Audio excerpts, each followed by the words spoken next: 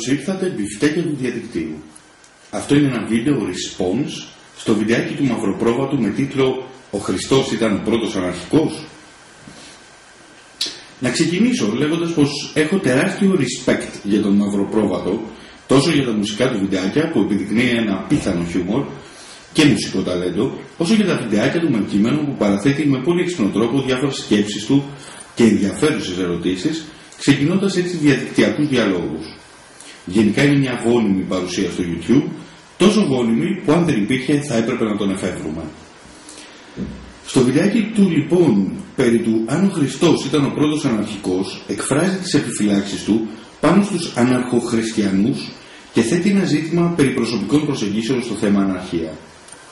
Ξεκινώντας από το δεύτερο ζήτημα, μου δίνεται ευκαιρία να πω δύο πραγματάκια πάνω στα πιστοποιητικά αναρχίας που θέλουν διάφοροι να δίνουν αριστερά και δεξιά, λες και αυτοί κατέχουν την απόλυτη αλήθεια. Λες και η αναρχία είναι ένα δόγμα που όποιος δεν ακολουθεί την ορθόδοξη οπτική είναι αιρετικός. Οι πιο αστείοι βέβαια σε αυτή την κατηγορία είναι οι ακροδεξιοί που χρησιμοποιούν το χαριτωμένο πρόθεμα ψεύτο για να χαρακτηρίσουν τους κατά τη γνώμη τους όχι πραγματικούς αναρχικούς. Φυσικά αναφέρονται στο σύνολο του αντιεξουσιαστικού χώρου και φυσικά δεν έχουν ποτέ να προτείνουν το ποιοι είναι οι original αναρχικοί. Οι αναρχικοί που εκείνοι θα τους έδιναν πιστοποιητικό αναρχικότητας. Ας μην πέφτουμε λοιπόν και οι ίδιοι στη βλακώδη παγίδα που πέφτει το σύνολο του ακροδεξιού χώρου, που έχει μάθει να κρίνει με μανιχαϊστικά κριτήρια, με απολυτότητες και δόγματα, με ορθοδοξίες και με αιρέσεις. Η αναρχία είναι μια γενική πολιτική κατεύθυνση και οι αναρχικές προσεγγίσεις είναι αμέτρητες, και αυτό είναι από τα καλά που έχει αυτός ο χώρος. Μια από τις βασικές του αξίες είναι η πολυφωνία και η μη προβατοποίηση. Η ακροδεξιά είναι ένα μαντρί. Η αναρχία είναι μια ελευθεριακή συλλογικότητα. Δόξα το υπτάμενο μακαρονοτέρας, δεν είμαστε στρατιωτάκια. Μέσα στη χαοτική και πολύχρωμη πολυφωνία της, η αναρχία αγκαλιάζει λοιπόν διάφορες απόψεις, πολλές φορές σε μια σχεδόν συγκρουσιακή σχέση μεταξύ τους, όλες όμως γύρω από κάποιους καθοριστικούς κοινούς άξονες. Αναρχοκαπιταλιστές και αναρχοκομμουνιστές, αναρχικοί που πιστεύουν στη βίαιη ανατροπή και αναρχικοί που πιστεύουν στην ειρηνική μετεξέλιξη, αναρχικοί που υποστηρίζουν την επανάσταση και αναρχικοί που υποστηρίζουν την κοινωνική απειθαρχία, αναρχοκολεκτιβιστές και αναρχοσυνδικαλιστές, συνθέτουν ένα πολύχρωμο χαλί από προσεγγίσεις με κάποιες όμως κεντρικές παραμέτρους. Μπορεί λοιπόν να πει κανείς πως αναρχικός είναι όποιος αποστρέφεται τις εξουσιαστικές δομές, αρνείται την εξουσία δια εκπροσώπων, πιστεύει σε μια ταξική κοινωνία με οριζόντια οργάνωση, αποστρέφεται την οικονομική ή οποιαδήποτε άλλη εκμετάλλευση ανθρώπου από τον συνάνθρωπό του, πιστεύει στην κοινοκτημοσύνη των μέσων παραγωγής και στην αυτονομία έναντι της ετερονομίας. Όποιος δηλαδή υποστηρίζει την κοινωνική οργάνωση πάνω στους δύο καθοριστικούς άξονες, της ελευθερίας και της κοινωνικής δικαιοσύνης.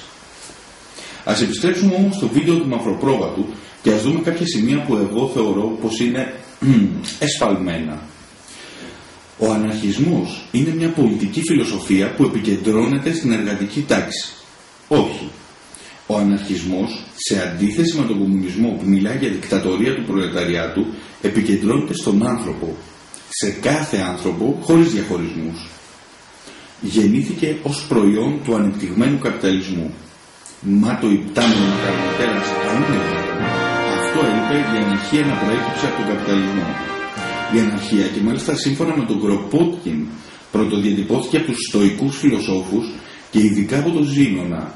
Κατά τη δική μου γνώμη, το πρώτο πραγματικό αναρχικό πολιτικό ερώτημα, το θεμέλιο της αναρχικής σκέψης, τέθηκε από τον Αισχύλο στους 7 Επιθύβας και στη συνέχεια από τον Σοφοκλή στην Αντιγόνη, όπου μπαίνει το ηθικό δίλημμα τι πρέπει να γίνει όταν οι νόμοι του κράτους είναι ανήθικοι.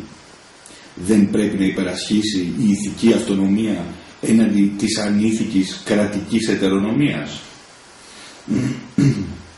Και στους 7 Επιθύβας αναφέρεται και πρώτη φορά η λέξη αναρχία.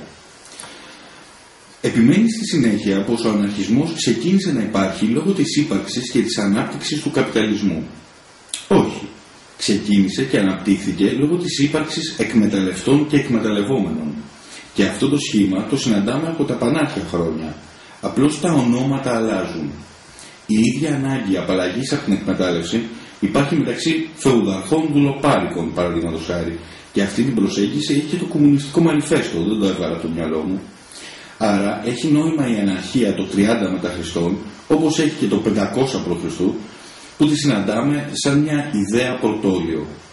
Στη συνέχεια, ξεκινώντας να μιλάς για τις διαφορές μεταξύ χριστιανισμού και αναρχίας, πέφτεις στη λούμπα να προβάλλεις την προσωπική σου άποψη ως το ορθόδοξο αναρχικό δόγμα. Μιλάς για βία, παραδείγματος χάρη, ενώ αν το σκεφτείς λιγάκι, θα καταλήξεις πως η βία είναι η κατεξοχήν εξουσιαστική μέθοδος. Πώς μπορεί να υιοθετηθεί από αντεξουσιαστές? Άλλωστε, από τον Πλουτόν μέχρι τον Καστοριάδη, η συντριπτική πλειοψηφία των αναρχικών διανοούμενων απορρίπτουν τη βία. Μιλάς επίσης για απαλωτρίωση της ατομικής ιδιοκτησίας. Πάλι, σχεδόν το σύνολο των αναρχικών κάτι τέτοιο το απορρίπτει. Μιλάει για απαλωτρίωση των μέσων παραγωγής ή για κατάργηση των κληρονομικών δικαιωμάτων, αλλά ποτέ για κατάργηση της έννοιας της ατομικής ιδιοκτησίας. Ειδικά μάλιστα αν αυτή προέρχεται από τον κόπο που κατέβαλε το άτομο και όχι από την εκμετάλλευση της υπαραξίας της εργασίας τρίτων. Σε αυτό που έχεις απόλυτο δίκιο είναι πως ο αναρχικός δεν διατηρεί φρούδες ελπίδες για την ευτυχία στη μεταθάνατον ζωή, αλλά παλεύει για τη βελτίωση των συνθηκών αυτής της ζωής. Καθώς επίσης πως στην αναρχία δεν υπάρχει ίχνος εξαναγκασμού ή συναισθηματικών εκβιασμών από τα οποία βρήθη ο χριστιανισμός. Από την άλλη, υπάρχουν πράγματα που είπε ο Τζίζους που συνάδουν με την αναρχία. Όταν λέει όποιος έχει 2 χιτώνες να δώσει τον έναν σε αυτόν που δεν έχει, μιλάει για ταξική ειρήνη. Όταν λέει αγάπα το πλησίον σου ως αυτόν, μιλάει για διεθνισμό. Πρώτα άνθρωπος και μετά Έλληνας, Σημίτης ή Κινέζος. Μίλησε για ισότητα ανδρών και γυναικών 1900 χρόνια πριν αυτό αρχίσει να γίνεται πραγματικότητα. Είχε μια σειρά από καινοτόμες για την εποχή του ιδέες, που είναι και η ουσία της αναρχικής σκέψης. Τώρα, το ότι όλα αυτά τα χρωμάτισε με μια μεταφυσική αλλουμπολογία, αυτό είναι άλλο καπέλο. Η αναρχία δεν συγκρούεται με το θεϊσμό και ειδικά με θεϊστικές αντιλήψεις όπως ο χριστιανισμός ή ο βουδισμός που μιλάνε για κοινοκτημοσύνη και αταξικές κοινωνίες. Συγκρούεται με την εξουσιολαγνία της οργανωμένης εκκλησίας ή με την εκμετάλλευση του θρησκευτικού συναισθήματος από το κουτοπώνυρο παπαδαριό. Πιστοποιητικά αναρχίας δεν εκδίδει κανείς, πόσο μάλλον άνθρωποι που έχουν κάπως εμβαθύνει στην αναρχική σκέψη. Όπως πάντα, περιμένω τα δικά σας σχόλια σε αυτό το βιντεάκι. Ευχαριστώ που με ακούσατε. Ούρφουρσλα!